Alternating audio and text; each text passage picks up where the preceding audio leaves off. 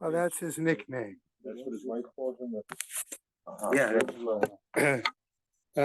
Morning, gentlemen, learning sponsors. Year of Learning, Martin Lipman and family, in memory of his wife, Malka Chanabah Pinchas, friends of Herb Jeremiah, Svi Ben Zev, friends of Sam Coleman, Shmuel Ben Yaakov, friends of Gideon Lazinski, Mordechai Shlomo Ben Meir, Bella and David Adler, in memory of her father, Yahu Ben Yosef Cohen, those who inspired by our Rebbetzin Emerita, Sheila Shapiro, Sarah Stamakabas, Meshulam Yisachar, Gail and Leslie Kaplan, in memory of their parents, Mushka Shmutza Bat Yosef Chaim Bechaba, Hanan Ben Moshe Eliezer Bechana, Pesha Bat Shmuel Yitzchak Halevi V'Tzipora, Isra Ben Yoam Moshe Cohen Bechana, Rexford Friends of Gladys Sherman, Gutta Bud Meir, Michael Klein and Friends of Judah Klein, Yehuda Tzvi Ben Chaim, Marsha Braun in memory of her husband Harav Yerachmiel Ben Shmuel, friends and family of Arthur Ritholtz, Mordechai Yudel Ben Baruch Leib HaKohen, friends and family of Siggy Bessler, Shalom Shraga Ben Dov, friends of Marvin Weinstein, Mordechai Ozer Ben Yisrael Aharon. A month of learning by B. Pizer in memory of her sister, Rivka Bat Avram Michal Halevi, Michael and Judith Koretsky, in memory of his brother Avram Ben Gershon, Haran and Mel Haller, in memory of her mother, Malka Rachel Bat Yehuda Leib. A week of learning by Barbara Stern, in memory of her father, David Matcha Ben Tzvi Manny and Carol Meller, in memory of his father, Tzvi Hirsch Ben Menachem Mendel. Today is the 25th of December. There are no individual days of learning today. Hashem is having a Aliyah, Kranker, if you're about to share Hashem, I'll tell you, good event skills. Okay, 1 second. What happened is, okay. No, 1 second.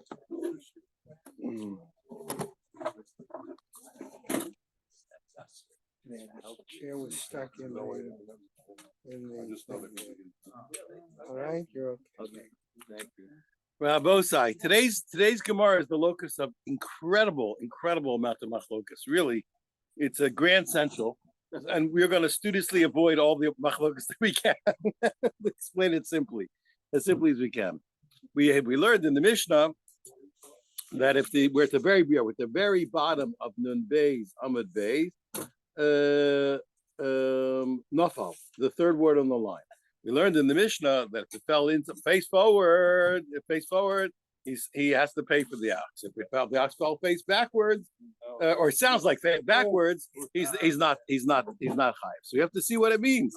Okay, front to back. So we have a machlokas, Rav and Shmuel. You remember Rav learns that a bor is only obligated by virtue of its bad air, but not for the bang, because the bang was already there. It belongs to the public. Yeah. And according to Shmuel, a bar is high for the bad air, even though it came by itself, and certainly it's high for the bang that he created by making the empty space.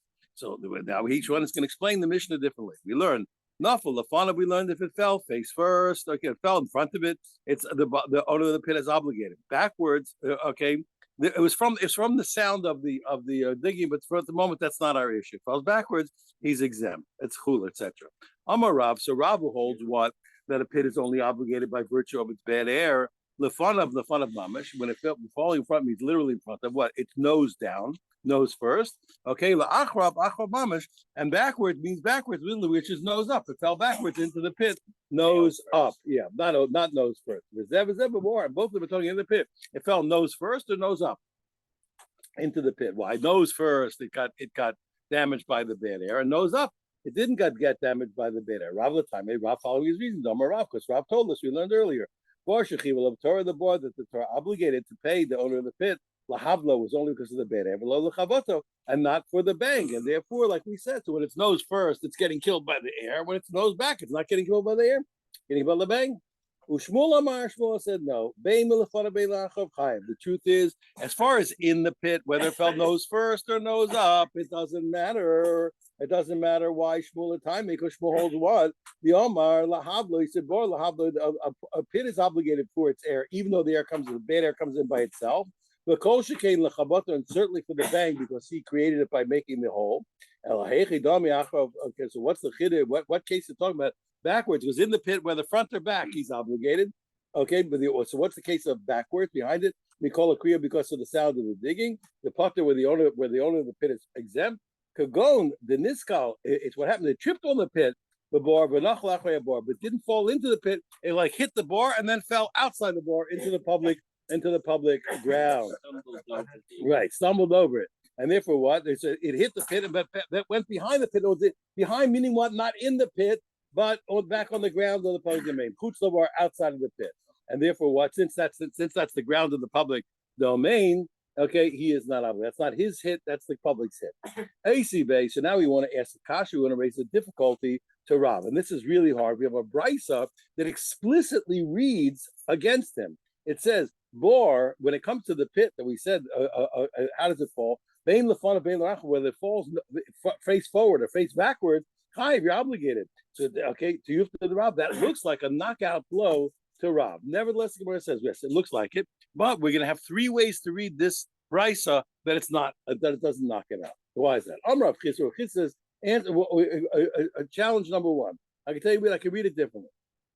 Why? He says you're making a mistake. Okay, this is talking about what? This is talking about a pit where what? Where the owner abandoned the entrance to the pit, but the pit remains his. The actual hole in the ground belongs to him. The mother Rav, the barber Shusa, the Chayev. Rav himself agrees. What? Once the pit is in the guy's domain, he owns the hole. So man, what was the whole reasoning of Rav? Why you don't pay for the bang? The bang was there anyway. You know, say to the public domain. But over here, okay, Mishum the Amarle, because he says to me, one way or the other. Iba Havlames. Once it's your hole, either it died in the air, which you created by digging it. Okay, Havla Didach, it's your bad air. Iba Chavata, and if it died from the bang, Chavata Didach. In this case, we own the hole that we can't say we said before the bang belonged to the public domain. It's used. So therefore, either way. So the answer number one, that price doesn't affect us because that price is talking about a what? Where the hole is owned, by the owner.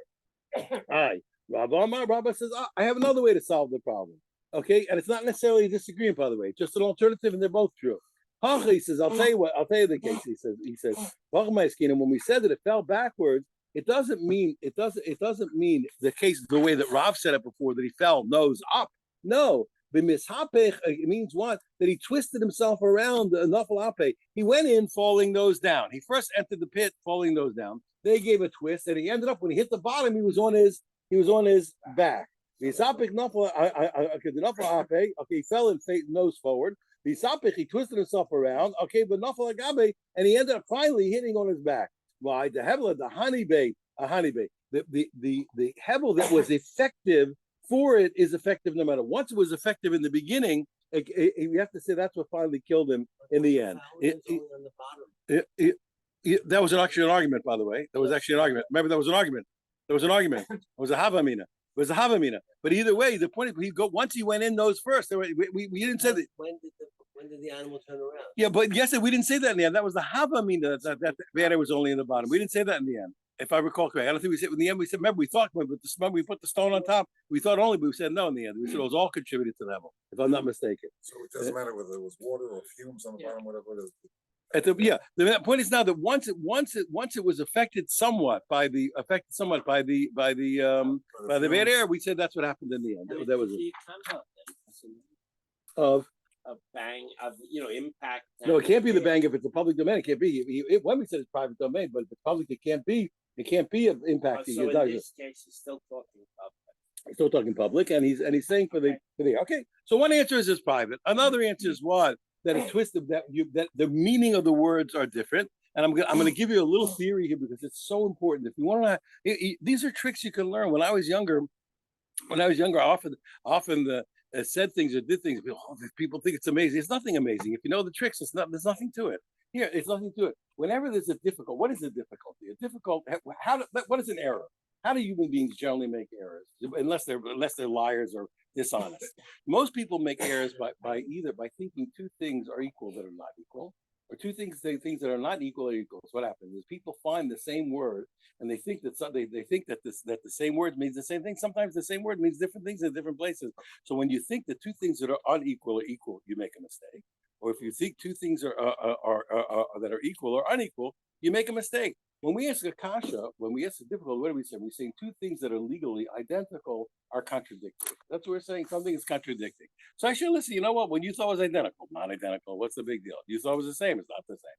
That's how you get out of it. It's easy enough. Just you have to use your head. So over here, Over here, you told me, listen, the Bryce said exactly in your case that even on we when it falls with nose up, it's no good. He says, no, that word nose up doesn't mean that over there. Over there, what you thought, what I said was nose up, then nose up. Over here, backwards doesn't mean nose up. Over there, backwards means what? That it twisted and literally fell, and it twisted and ended up on the back, but it didn't fall in to the chatchila with nose backwards. So I'm saying all these things. So that was true. The third way, watch this, is radical. Rabbi Yosef Omar. This is the most radical answer, and I told you this always goes away when we have a series of answers. They are more particularly effective, but generally less effective. So over here, you're gonna have the most radical reading. We're gonna say this Bryce is not even talking about. We're not talking about the pit doing damage to the ox. We're talking about a case where an ox did damage to a pit has nothing. This case has nothing to do with what we were talking about. It's absolutely has nothing to do with our Mishnah. That whole brisa wasn't talking about what where the pit damaged the ox. It's where the ox damaged somebody's pit. Oh, we know if my ox walks into your cistern, to your yard, where you got a cistern, and he's filthy and he falls in, he fouls the water. Now, that's what it's talking about. Yeah. No. Rashi says dirty. Rashi says dirty.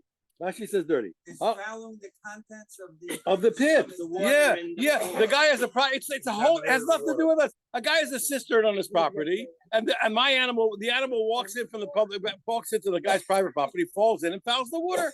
So it's saying equivalent to damaging the pit. yes, exactly. Means the water in the pit. So Yosef Amar, one thing, exactly. It's talking about what? It's talking about the ox being obligated to pay for the water. In this case, Bar B'Shar Skinan. Mind you, what's the case? He says what? It's a case where the ox fell into somebody's private pit and fouled the water because he was all dirty. The loshana lefnana v'loshana achor michayev. So I don't care which way it fell. Okay, you are obligated. Of course, that's a radical reading. That's why it's a third reading. Okay, now so we answered. So now all we did was we defended. Up till now we just defended Rav against the brisa that looks like it's against him. But now we want to try and bring a proof positive for him to back him up. Tani Rabbi Chananya, Rabbi Chananya, you learn the Siyud Rav.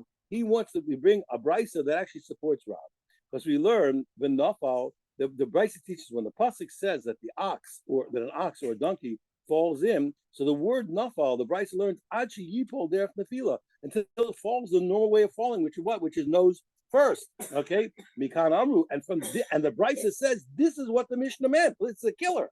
The brisa says this. It sounds like it's a Tosefta, by the way. It says this is what the brisa meant. Nafal upon we call a kriya. If it fell forward, face forward from what? Because of the sound of the digging, chayav, the owner has to pay. The achor, if it fell backwards, his face nose down, we call a kriya from the sound of the digging putter, he's exempt. And when I said nose first and nose back, I meant both of them in the pit. That's Rob. Okay, that's Rob. Bingo. Okay, bingo. Okay, now of course you realize that Shmuel already had a brisa above to back him up. We just were tired, but Shmuel, they both have a brisa.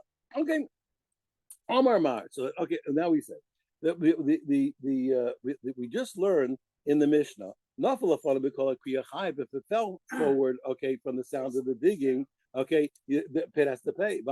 Why should the pit have to pay? Name a korigam garmle. Why don't you say, listen, leave me alone? It's not my pit that did it. It was the digger that did it, and the digger's exempt. Why? Because he's a groma. Remember, when you make a noise and it damages someone, it's indirect, so that he doesn't have to pay, and I don't have to pay either. Leave me alone. The digger did it, and I didn't do it. Amrav Shimi Barashi. He says, I'll tell you what, Hamani Rabbi Nassan. This is the famous case we mentioned earlier of there's an argument between Rabbi Nassan and the rabbis. The Amar in a case, but let's just say it simply now. In a case where there were two elements to the damage. Let's say an ox and a pit. He held one, and they both contribute to the damage. So he has a rule. The Amar Balabar has of it. He says what that the owner of the pit is also called a mazik. Let's say an ox pushed an ox into a pit, so the ox damage and also the pit damage. Okay, and therefore what? They'll call heichadol efshar lishtam high. But he has a principle: whatever you can't collect from one of the guys, for whatever reason, mishalim high, you have to pay from the other guy. So over here, really, the truth, right? Yeah, really, what happened over here? Really, it was the digger who caused it, and the pit caused it. So since Rav Nassan's principle is what? If an ox pushed an ox into a pit and you can't collect from the ox, where do you collect from? From the pit. It's also over here. Since the digger, so to speak, pushed the ox into the pit, you can't collect from the digger because he's indirect damage. So you collect from the pit, called by the Mishtamin High. Wherever you can't collect from this guy, you collect from this guy. Where do we learn this principle? This is famous. We quoted it earlier. In the Tanya, we learned in a brisa. If an ox pushed another ox into a pit, the rabbis say what? That the owner of the ox has to pay. He pushed him, he did it. And the owner of the pit is exempt. And should the ox not pay, the owner of the pit's going to remain exempt. Doesn't matter, makes no difference. Rav Nosson Amar said, nah. He says, no, the ox that did the pushing pays half, and the pit has to pay, and the pit also has to pay half. Also, pit has to pay half. I pay half, and why I pay half. All right, so we understand. So he holds in general they are partners, and if you don't collect from one, you collect from the other. So that's what we said. Oh, you can't collect from the digger; you collect from the pit. I said, 1 second. He says, but this doesn't make any sense. You told me over here that each one pays half. The owner of the ox pays half. The owner of the pit pays half. Well, Tanya, we have another brisa that was confusing. Nosson says, we said over there that the owner of the pit pays 3/4, and the owner of the ox pays only 1/4. So how do we say half and half? So Gemara says, look, Kasha, don't worry. It's not a contradiction that we cannot resolve. Oh, the brisa that said what? That the owner of the ox is only paying 1/4 is talking batam. It's talking when the ox was a tom. So you're right. He's supposed to pay half, but he's a tom. But he pays half of the half. Oh, and the brisa that said what? That they're going to pay half and half. The muad is where it's a muad. So each one pays. The ox pays half, and the pit pays half. Wait just 1 second. Ubatam, Microsoft. Now we have to know, what do we say when we say that that two guys, that the pit and the ox are partners? It's an interesting point, and it sounds academic, but it is academic. It's quite academic, but it's not academic in the sense of not having meaning. It is quite an academic difference. What happened over here? Did each of them do the whole damage, or each of them did half? I know did they each do the whole damage, or did each of them do half? There's two ways to look at it. I can look at it that each of them did the whole. I can look at that each of them did half. The final analysis says what happens. This ox is, let's say it's dead. No, it's damaged. It's damaged. Whatever it is, it's dead. No, it's dead. I can say what? Since the ox has the ability to kill, and the pit has the ability to kill, so each one actually did it. But the facts are that you're not going to pay more than one damage. You're not going to pay them more than one whole damage. Okay, they both did everything, but you're not going to charge them twice. That's for sure not true. So each one going to pay half. Each one did it. As far as we're concerned, they happen to do it together. What he could have done it. So together they did it. What's the difference? Okay. Another way to look at it is no, that's not what happened. Since they're partners, each one really contributed half. Okay. Now what's going to be the difference? Take a look. Here. 1 second. What? Huh? If it's an ox, the first ox, which is a vicious ox that pushes the thing. He could have pushed into a fence, it could have pushed in the street, could have pushed fair. So here's, first of all, great question, and I'm going to tell you the answer. The answer is that we see that the Torah's novel point that a person is obligated for an animal falling to his pit, even though I would have thought it's completely passive, he shouldn't have any obligation whatsoever. That's when God came to Sinai to tell us. I'm telling you, we were at Sinai theoretically, but I wish I could remember because Sinai, I don't think it was what you think. If I was there, and I heard God say. Yeah, and I heard God say, and the guy comes along and says, listen, an animal falls into a guy's hole, you gotta pay 50,000 guys will be smacking their buddy on the back. I told you he's obligated. I tell you, we were arguing about these things for thousands of years. We were arguing these things since the beginning of creation. What do you mean? This is passive, this is active. We were screaming and yelling. At Sinai, God said, you have to, I told you, you dummy. I told you have to pay. I told you 10 times. What do you think was going on inside? They were slapping each other in the back. They were going crazy. They were basically walking forward. People don't get the big. There's such a goyish influence in the Jewish world today. Here, what's your picture of Moshe Rabbeinu getting the Torah on Sinai? Right, 40 days and 40 nights. He wasn't getting the Chumash, by the way. That's a little book. That's a little teeny book. It didn't take 40 days before to get the Chumash. You read that nothing. Yeah, he's getting the whole Torah Kula. Now, what do you think's going on? Here's our picture. Here's your picture. Hashem was saying, well, Moshe, I think that Moshe says, yes, God, that sounds very, are you kidding? Moshe goes, what? Wait a minute, that would be, Hashem says, yes. Oh, wow.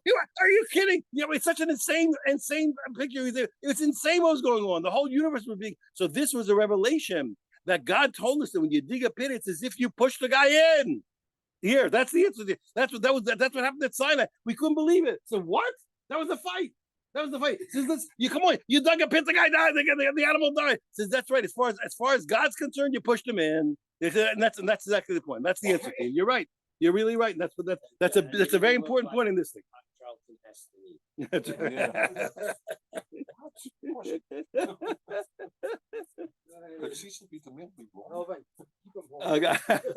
Okay.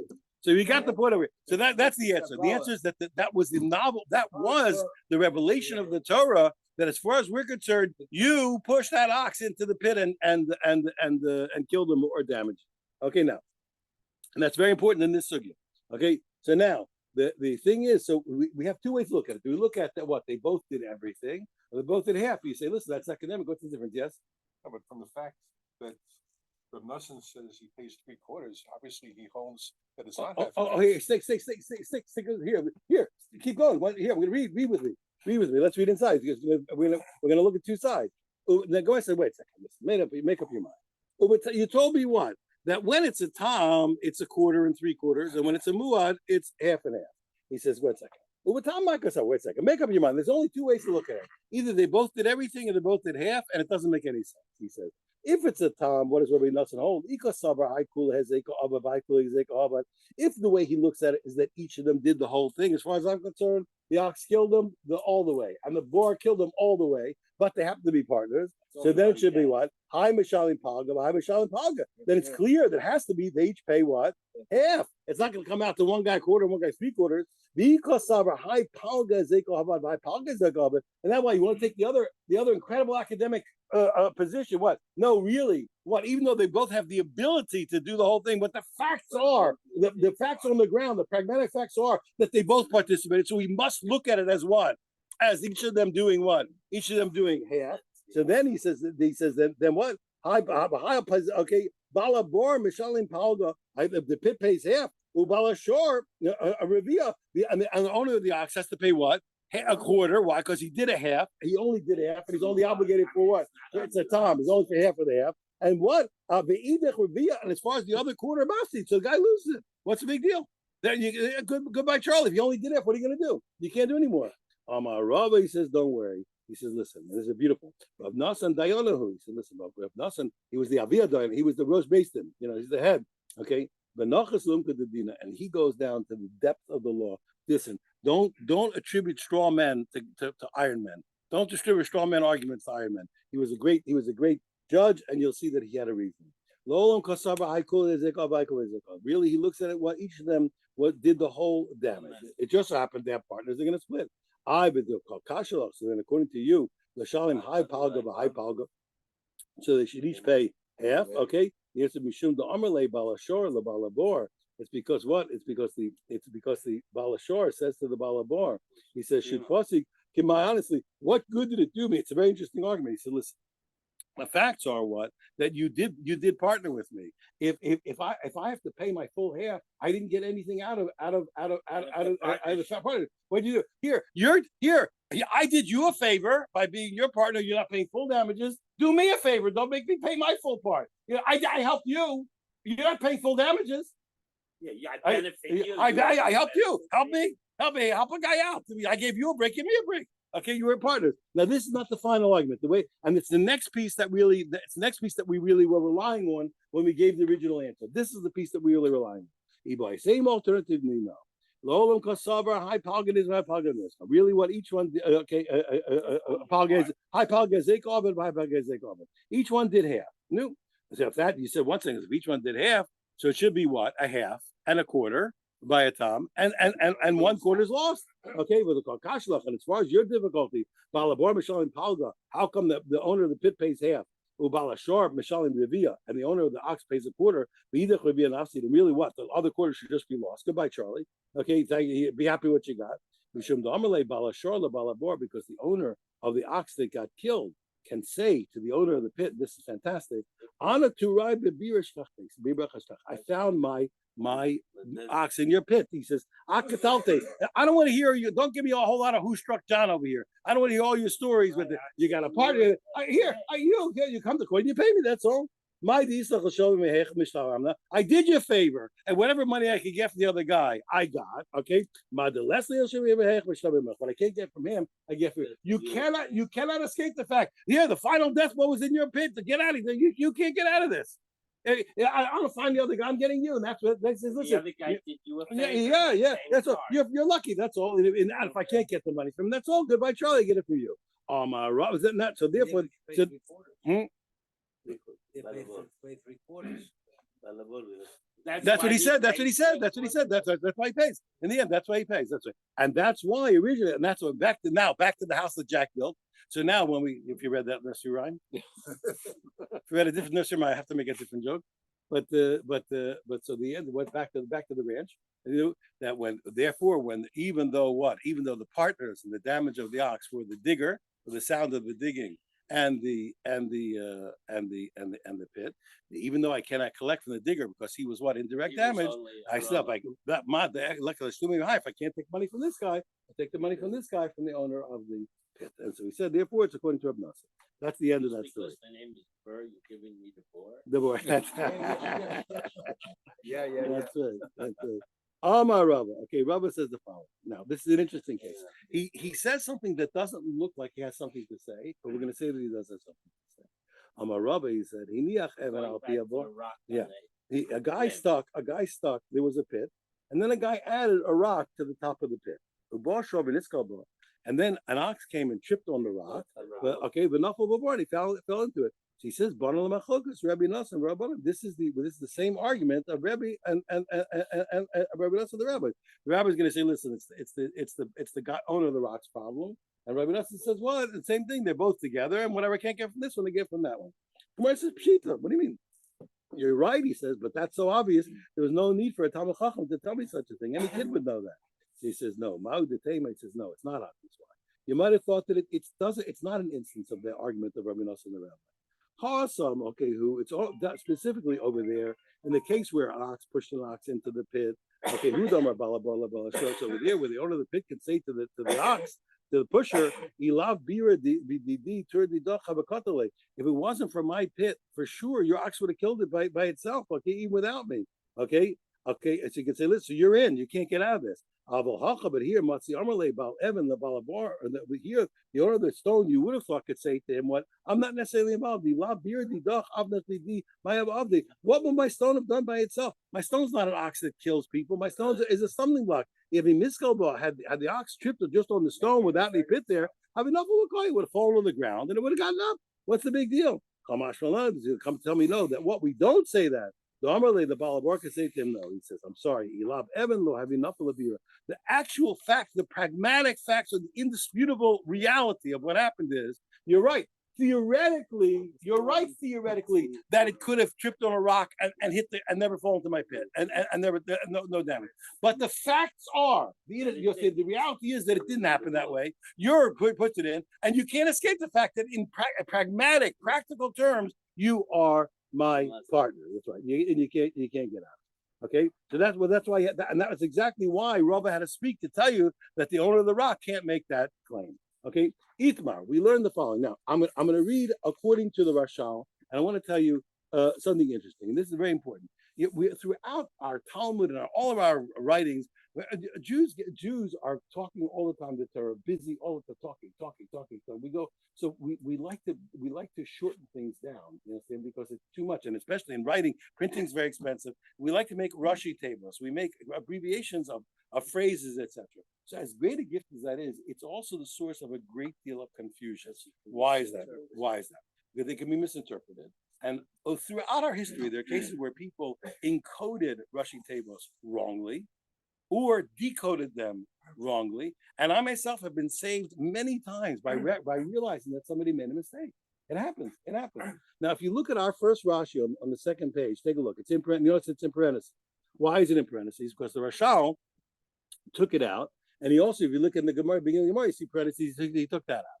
The whole thing is out, according to Rashi. Now, if you look at the first letters after the parentheses, what does it say? Hey Gimel. The Hey Gimel is a very tricky thing. Why? Because Hey Gimel, normally what do you read? Hachi Garcinan. This is the correct text. But Hey Gimel could also be halachos gedolos. It could be the famous Gaonic work halachos gedolos. So what This is is this? the Huh? ches. Huh? Very. Very often. Well, as whenever we talk about the halachas gedolos, here Bahag we say all the time about halachas gedolos. Bahag. Okay, so now what happened over here? So is this a hachi? Hey, this belongs here, or halachas gedolos? No, this is not from Rashi. It's from somebody else. What is this? So the Rashal says that Hey Gimel is halachas gedolos, and it's not Rashi. It's a ches. Huh? My Gemara has a ches. I have a Gimel. Hey Gimel. I don't know. You got. I have a ches. That's a real. That's it. So I got Hey Gimel. Hey Gimel. Hey Gimel. Okay. So now Hey Gimel. That's a. If it's not a Gimel, fix it. Fix it. Fix it so you'll make a mistake. So you'll have the right mistake. Again, it's a Hey Gimel. So it's either Hachig or Hachig. So now, what was the problem? We're going to see in a minute that the Gemara is going to talk about an animal that is not called Shor Re'ehu. It's not called. Remember, we learned that all the laws of damage be Shor Re'ehu. Not it has to be, you have to damage an ox of a regular person, and not the ox of the temple, or the damaging ox has to be an ox of a regular person, not of the temple. Oh, so now what's the problem? If you remember, a few days ago, the way we learned Rashi. The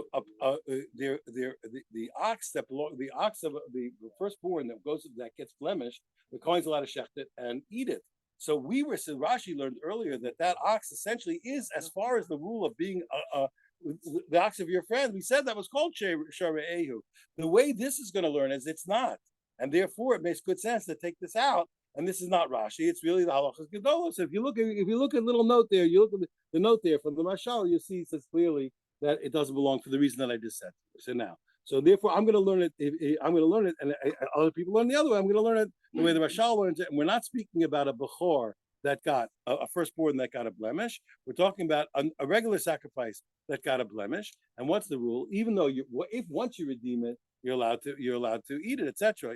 But until you redeem it, it remains it still remains the ox of God, the ox of the temple, and it's not obligated for damages. Okay, after that long introduction, okay, so now once upon a time, a shore of a normal guy, and the ox that has a blemish but hasn't been redeemed, and therefore what is still the ox of the temple, and it's exempt, and their partners, okay, this is our classic partner case, they gored another ox. Now skip the parentheses, okay, skip the parentheses.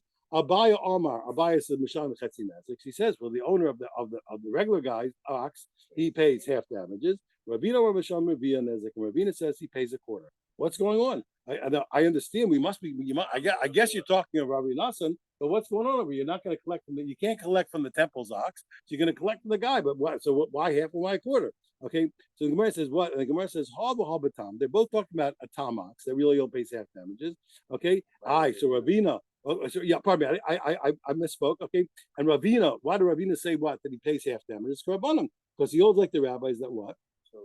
That when two did, we don't say when two did it. Only one pays. What the guy he pays. Here you pay. You pay. So he has to pay what? He pays half damages. And go by Charlie. The other half is forget about it, right? He pays his obligation, and we don't say according to the rabbis, well, you can't collect from this, you collect from the other. The rabbis don't say that. You get what you get, and that's all. The and Abaya, we were talking about a time. Rabbi Nassi, he's talking about Rabbi Nassi. So since what? Since right. So since according to Abaya, pardon me. So according to Ravina said half damages, pardon me, which is half of that, which is a quarter. And Abaya says what? Since he holds like Rabbi Nassi, when you can't collect from this one, you collect from that one. So therefore, what? How much you have to pay? He pays the whole half damages.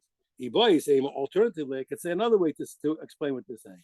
Both of them, Karabban, holding with the rabbis that we don't collect from the second guy what you can't collect from the first. Okay, one of them here when Ravina said you pay a quarter, it was talking about a tam. It was, and therefore what? So he pays half of the half. He pays a quarter. And okay, and Abayu said you pay half damages, but muad. It's talking about a muad. What? But what? It's half of one. Like I say, he pays his half. Because why? Because both of them, according to the rabbis, we don't say when you can't collect from one, you collect from the other. So it was incidental, really. It was the argument. Ika de Amri, some people say like this. Abaya Amar, okay, Chatzinezek, the actual opinions are different. Abaya said half damages. Ravina Amar, Ravina said what? Not Ravina didn't say a quarter. Ravina says what? Kuli Nezek, full damages. So Abaya says half, Ravina says whole. What's going on? And both are talking about a muad. What's going on? Abaya who said what? That you pay half damages, he holds what to Rabbanan. That you don't collect from one, but you can't collect from the other. So since it's whole, he has to pay half and go by Charlie, and the other half is lost. What you can't collect from the temple is not collected. And Ravina who said what? That you pay, he pays the whole thing. Rabbi Nassim holds like Rabbi Nassim, what you can't collect from this one, you collect from that one. So the poor guy has to pay full damages. Alternatively, I could say like this. Both of the opinions really, what? Okay, are Rabbi Nassim. They're both Rabbi Nassim. Okay, and therefore you can make one pay the other. Okay, when Ravina said they have to pay full damages, the muad, it's talking by what? By a muad that owes full damages, you can't collect from this. This one pays full damages. And when Abai said half, the time, so he pays the whole half. Now get ready. I want to make this easy, and it will be if you just remember this trick. In a minute, we're gonna every half a line, we're gonna change what the victim was. It's the same damagers, and the victim changes for every half a line. Just keep it with what it's going to go through. Take one case and go through all the different possible permutations of the laws. Here, if a slave goes in, it's possible you have to pay 30. If a man goes in, it's possible you have to pay embarrassment. You have to pay doctor bills. There's no doctor bills or embarrassment for an ox. So each case, when we're going to go to the law, you have to keep shifting what it is that fell in. Okay, that's all it is. Get ready. 3 partners, not 2. Get ready. This is fun. Amar Rabba says, sure, the Adam, there was an ox and a man, but not consciously, should the chafal the bar who pushed another ox into a pit. It can't be pushed on purpose. Again, an ox and a man, not doesn't matter because even he's not on purpose, the man has to pay. An ox and a man not purposely pushed an ox into a pit. So how many partners in the damage? Man, ox, and pit. Okay, man, ox, and pit. Linyan is zaken as far as damages, devaluation. Kulan chayavin, you divide it into 3, and they're all. Huh? Where does it say accident? I had to add that because if a man did it purposely, it's a whole different law. It's a whole different. That's why it's a whole different thing. Can't be. Yeah, on the mother. Yeah, he has to be normal case. Yeah. Okay, but good for you. Okay, now now. So they do if it's for damages, there's 3 partners. They divide it up. Okay, with everything. Okay, Linyan Arbitrum, as far as paying the extra 4 things that you pay for damaging a human, embarrassment and doctor bills, etc., and time off, etc., which not everybody's obligated to that. So therefore, what? Odemei Vladas, and the same thing, and also the law of paying for what? For miscarriages, which is only a human pays that. The only human damager pays that. So Adam Chayiv, the man, he's obligated for those things. Sure, Ubor Pturim, and what? And the ox and the pit are both exempt. Because why? Because we know the laws of damaging a man, it's only ish pamito, a man damaging. So the 4 extra things for a man is only when a man does the damaging. And also, yes. Okay, and also when it came to the laws of miscarriages, remember the law was when men will strive with one another, men and not oxen, etc. And all those things are also to pit. Lenient kofar. If it came to, let's say, a human being fell in and died, okay, ushloshim shall have, and are paying the 30 if a slave fell in and died. Sure, okay, the ox is going to have to pay. Why? Because that those laws apply to an ox. Adam ubar ptum, but the man who's going to get killed, the man who could have gotten killed, theoretically could have gotten killed, doesn't pay that money because he could have gotten killed theoretically. Ubor, and remember we said the pit doesn't pay kofa. There's no money for that, nor for the 30 of a slave. They're exempt. Okay. Furthermore, and then in Kalim, as far as let's say what now utensils fell into the pit within the whole process. So we know. So what's the rule? And sharp shulim mikdashim, or let's say the thing that fell in was really Hashem's ox, so to speak. Okay, Hashem's ox, which is not the ox of his friend. So what's going to happen? Adam b'shor chayavim. Okay, so what's going to happen? The man and the ox are going to have to. The man and the ox are going to have to pay. the man and the ox are going to have to pay. What's they going to made a mistake? Right. Why is that? We made, but here, I'm sorry, I have to, it means after it was, this is not the one we had before, after it was redeemed. Yeah. Even though before we talked before it was redeemed, here we're talking about after it was redeemed. Okay, the after was redeemed, so it really is the ox of his neighbor. So the man and the ox have to pay. Ubar putter, but in any case, okay, the pit is exempt on utensils, like we always said, because the pit was always utensils. And why is the pit exempt on? The only question is my timer. Why is it exempt on the ox that was redeemed? 1 second, if the ox was redeemed, it was it belongs to the person's ox. He's allowed to eat it. So we had this a few days ago. There's a little bit of a paradox. Even though on the one hand, it's an ox that's permitted to be eaten, but it's an ox that really doesn't, if it dies, it doesn't belong to him. Why is that? Because we know the rule, because the pasuk said what? Our pasuk by Boris says, V'amesielo. Here, the dead one is going to belong to him, but it happens by sharp Psula Migdashim. If the ox, you're right, he could have shechted it and eaten it. It was redeemed. He could have shechted it, he didn't shecht it. It fell into the thing, and it's an avela. They have no, even after redeemment, it was only good for eating, etc. You're not allowed to get benefit from the dead animal. Once it's dead animal, you can't get benefit. So ironically, it's a hybrid. It says V'amesielo. But me, when does the owner of the pit have to pay? Only for an ox that could theoretically have belonged to the person. But it's what? Yatzazu, where the corpse could have belonged to Yatzazu, to the exclusion of the ox, even after it was redeemed, since it wasn't shechted. The corpse doesn't belong to him. 1 second. So now the Gemara has a problem. The Memra, we once heard that what Rabbah said this, and it was obvious that the verse, the dead one will belong to him, came to exclude and say, what if the dead one can't belong to him, that we were not obligated. But one time Rabbah wasn't sure that was the right way to read it. The Raymond, the Pshita, the Rabbah, what is it? Is it really obvious? The way you're reading it was obvious to Rabbah. That verse came to tell me that any ox whose corpse can't belong to the person, the owner of the pit doesn't have to pay for it. Rabbah was in doubt about that. He did buy Rabbah because Rabbah asked it as a query. If this ox of that got a blemish, that was redeemed, that fell into the pit and died. Okay, he had a question. He said, Mao, what's the law? Should I read those words? The corpse says, they teach me what? Only when do you have to pay for the death of an ox? Only when it could have been an ox that belonged to the person. To the exclusion of this one, it's not his if it died. Only if they shechted it, he can eat it. But if it died, it's not his. Oh, Dilma says, no, that's not what it came to do. It didn't come to exclude that. And you even have to pay for that. Okay, but what's that for? Like we learned earlier, the bottom of the top of the velo, it just tells me what? That if somebody fell into to the guy's pit, he doesn't have to pay, and the ox was worth, let's say 100. Let's say the corpse is worth 10. He doesn't pay him 100. He pays him 90. And the damagee takes the ox. And if he doesn't sell it quickly in the rocks, it's his loss. He loses the $10. Okay, the auto. Maybe it's coming just to teach me that rule. So I don't know. I don't know if the Torah really said that an ox that isn't yours, if it dies, is not liable. It doesn't make the owner of the pit liable. So you must say, you're right. He says, "Basai de baya hada pashta." It's true. Once upon a time, he was in doubt, and what you heard was what happened once upon a time. But after he raised the query, hada pashta, he figured it out. It was obvious to him. Ela bailim atop of it. So they don't say, but 1 second. But everybody knows. We all agree that there is a law that the damagee, when the animal falls into the pit and dies, we all agree that the damagee, he has to take care of him. Another way to get it from, we all agree that it's his problem. He has to sell it and get the $10 back. And if he wastes his time and it rots, it's his problem. And the damager is only responsible for 90. Okay, the answer is nafkale. Where did he get it from? He got it from another place. He got it from another place because also by an ox, it's written what?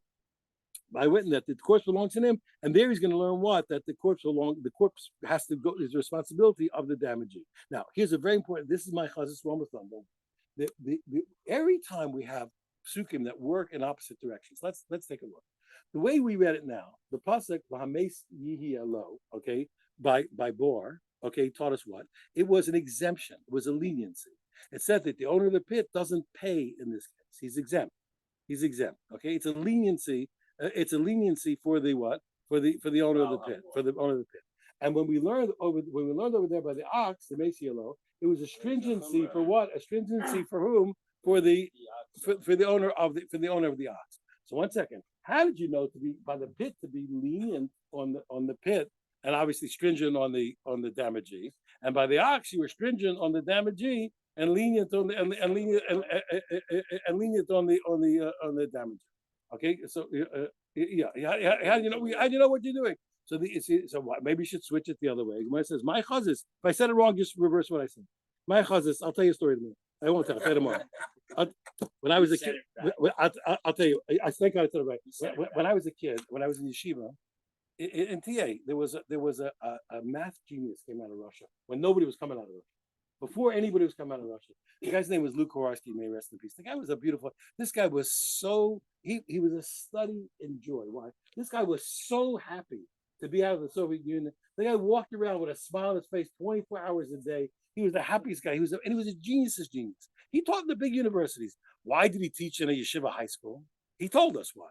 Why? Because he had such good students in the yeshiva high school. There wasn't a single year that he taught that he didn't get a national math prize with one of his students. Because the yeshiva kid in TA, there was always somebody who was great at mathematics. So he was a genius, and he found geniuses in the school, and he loved to get prizes, and he won every year. That's what I taught in the high school. He told us. That's what he said. That's why he teaches in the high school.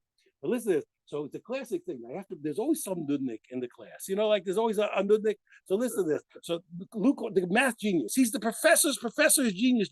The board is full of, from top to bottom, left and right. The walls are filled with, opposite, left to right, 20 equals this, with olives and gimmels and thing, and every symbol in the world, the whole thing is filled up. And he's teaching the most genius math in the world. One kid says, excuse me, Mr. Kowarski, shouldn't that be 3 and 1 is 4 and not 5? He's I make a mistake. He said, wait, I'm teaching you a whole theory of the universe. Like, okay, he said 4. Who cares? He said. Anyway, that was the story. Anyway, so sometimes I make mistakes. Just correct. Okay. So my chazes. So we said my chazes. The Hames yellow. Why did you see fit? Since you had a toss up, you chose one direction. You could have done the same 2 drushes in reverse. Why did you decide by Mesielo, the Shar Mifkas Leila? Why did you decide to expend when it says that the corpse belongs to him? When it came to the ox, you said what? That was to tell you the stringency of the damagee, that it's his responsibility to sell the corpse. Now Mesielo de Bor, and you use that same phrase when it came to a pit Mifkas Leila Misha Meshelo to tell you that the owner of the pit is exempt if it's not something that could be owned by the owner. I could easily have said the opposite, and I could have said what? That when it's said by the ox, it has to be an ox that could be owned by that could be owned by the guy. Okay, and by the pit, it's telling me what? That the damagee has to take care of the corpse. He says, no, you're right. Theoretically, I could have, but what I said makes more sense. And this is what the Gemara almost always answers here. When it says, I'll tell you why, because it makes sense. Mistabra, because it's reasonable. Why? Potter, Mistabra makes sense. Potter Gabi Short, to take the exemption and put it, Babi Bar, to take the exemption that what? You don't have to pay for an ox that can't belong to him by the pit. Because since we see in general that a pit is more lenient because it never pays for utensils as opposed to ox, which does. And so 1 second, Adarabah. On the contrary, if your reason is leniency, okay, he says, Potter Gabi Shar. He said, what do you mean? It's the other way. You should put the leniency by an ox. Why should Potter Chatzinezik? An ox only pays half damages when it's a tom. He says, no, but it's no comparison. The leniency of a pit is much more lenient than the leniency of an ox. Why? Why? By an ox, we only found that you can be exempt from half damages. That lenient, but a leniency that you don't have to pay at all, that we only find by bar. Therefore, the leniency we should put by bar and not by the ox. And that we'll call a daf. Have a wonderful day. Go ahead. Yeah, he was the sweetest guy in the world. He was out, but I don't know how he got out. Nobody got out then. Nobody got to Russia then. I don't know how he got out. He was the sweetest guy. The TA. American Academy is called in Baltimore. God bless. You know what's funny? In New York they called me Yeshiva Chavetz Chaim. So the name of the Chavetz Chaim in New York was not Chavetz Chaim. The name of that yeshiva was Yisrael Meir Cohen. In Baltimore, the name TA was really called Chavetz Chaim. Yeah, Chavetz Chaim in New York wasn't really called Chavetz Chaim. It was really called Yisrael Meir Cohen, but they really called it Chavetz Chaim.